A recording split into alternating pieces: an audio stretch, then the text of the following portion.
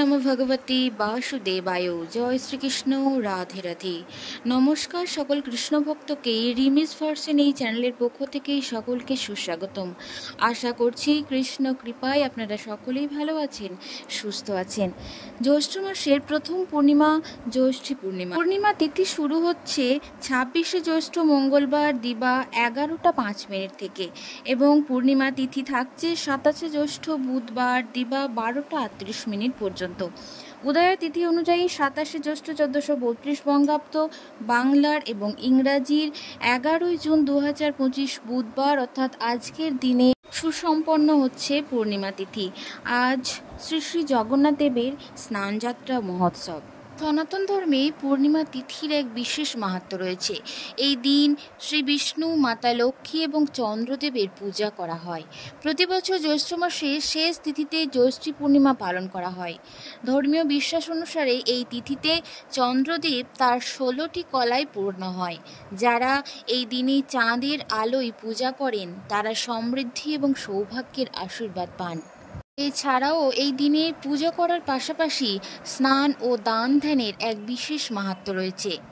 আজ এই জ্যৈষ্ঠ পূর্ণিমার পবিত্র তিথিতে এক তামার পাত্রে জল নিন এবং তার মধ্যে 1 চামচ দুধ, চন্দন এবং মধু মিশিয়ে চন্দ্রদেবকে অর্ঘ্য অর্পণ করুন এবং এই সময় 7 বার ওম শ্রীম শ্রীম চন্দ্রমাসে নমঃ এই মন্ত্রটি জপ করুন এবং আপনি আপনার মনের কথা চন্দ্রদেবকে জানান। দেখবেন এই প্রতিকারটি করলে আপনার খুব শীঘ্রই মনের ইচ্ছা পূরণ হবে। জ্যৈষ্ঠ পূর্ণিমার এই শুভ দিনে শিবলিঙ্গে পুজো করলে চন্দ্রদোষ থেকে মুক্তি মেলে।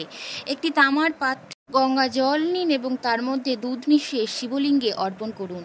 জ্যৈষ্ঠ পূর্ণিমায় এই প্রতিকারটি যদি আপনি করতে পারেন তাহলে দেখবেন আপনার কুণ্ডলিতে যদি চন্দ্রদোষ থেকে থাকে তাহলে তা থেকে আপনি মুক্তি পাবেন। এর সঙ্গে আপনি সুখ, সম্পদ, সমৃদ্ধির সৌভাগ্য আশীর্বাদ লাভ করতে পারবেন। পূর্ণিমার এই পবিত্র দিনে অশ্বত্থ গাছের যদি পূজা করা হয় তাহলে অর্থের অভাব থেকে মুক্তি পাওয়া যায়। কিভাবে পূজা করবেন? একটি তামার পাত্রে তার মধ্যে জল, দুধ এবং 2টি প্যারা রাখুন এবং সেটিকে অশ্বত্থ গাছে সেই জল নিবেদন করুন। দেখবেন এই প্রতিকারটি যদি আপনি করেন তাহলে ভগবান বিষ্ণু এবং মাতা লক্ষ্মীর আশীর্বাদ লাভ করতে পারবেন। পাশাপাশি আপনি অর্থের অভাব থেকেও মুক্তি পাবেন। ধর্মীয় বিশ্বাস অনুসারে এই দিনেই সতী সাবিত্রী তার স্বামী সত্যবানের প্রাণ ফিরে পেয়েছিলেন। যদি এই দিন নিষ্ঠা সহকারে ব্রত পালন এবং পূর্ণিমার কাহিনী পাঠ করেন তাহলে ভগবান বিষ্ণু এবং দেবী লক্ষ্মী ও চন্দ্রদেব তার সমস্ত মনস্কামনা পূরণ করেন। তাই পুজোর শেষে অবশ্যই বিবাহিত মহিলারা স্বামীদের দীর্ঘ আয়ু এবং সুখী দাম্পত্য জীবনের জন্য এই ব্রত পালন করুন এবং ব্রতকথা অবশ্যই শ্রবণ করুন। প্রাচীনকালে রাজা অশ্বপতির ঘরে বহু বছর পর এক কন্যার জন্ম হয়। তার নাম রাখা হয় সাবিত্রী। সাবিত্রী বড় হয়ে উঠলে রাজা তার জন্য একজন উপযুক্ত বর খুঁজতে থাকেন, কিন্তু তিনি কাউকেই যথাযোগ্য বলে মনে করতে পারছিলেন না। তখন নিজেই সাবিত্রী উপযুক্ত বর খুঁজতে বেরিয়ে পড়েন। একদিন তিনি সত্যবানকে দেখে মনের মধ্যে তাকেই স্বামী হিসাবে বেছে নেন। এই খবর জানতে পেরে নারদ সাবিত্রীকে সতর্ক করেন যে সত্যবানের আয়ু খুব কম, তাই অন্য কাউকে বেছে নিতে বলেন। কিন্তু সাবিত্রী কারোর কথা শোনেন না, সত্যবানকেই বিয়ে করবে বলে জেদ ধরে থাকে। তারপর দুজনে সুখে সংসার করতে থাকে। সত্যবানের মৃত্যুর সময় এগিয়ে এলে হঠাৎ তার মাথায় তীব্র যন্ত্রণা শুরু হয়। তখন সাবিত্রী তার মাথা কোলে রেখে সেবা করতে থাকেন। কিছুক্ষণ পর যমরাজ উপস্থিত হন এবং সত্যবানের আত্মা নিয়ে যেতে চান। সাবিত্রীও যমরাজের পিছনে পিছনে চলতে থাকেন। যমরাজ তাকে ফিরে যেতে বলেন, কিন্তু সাবিত্রী বলেন যেখানে তার স্বামী থাকবেন সেখানেই তিনি থাকবেন। তার এই সতীত্ব দেখে যমরাজ সন্তুষ্ট হন এবং তাকে 3টি বর চাইতে বলেন।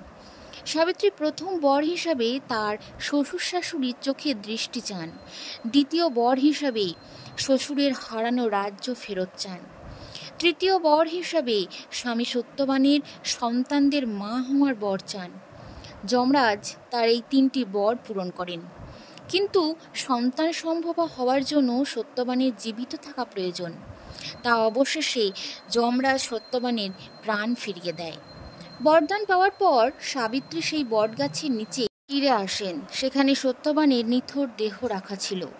বরদান অনুসারে সত্যবান জীবিত হন। তার শ্বশুর শাশুড়ির দৃষ্টিশক্তি ফিরে পান এবং রাজ্যও ফিরে পান। তখন থেকেই জ্যৈষ্ঠ পূর্ণিমার দিন বটগাছের পূজা করার প্রথা শুরু হয়।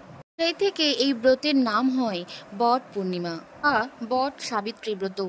যেও স্ত্রী খুব নিষ্ঠার সঙ্গে এই ব্রত পালন করে তার স্বামী নীরোগ থাকে এবং দীর্ঘ জীবন পেয়ে থাকে। এমনকি সেই সধবা তার মৃত স্বামীকেও ফিরে পায়।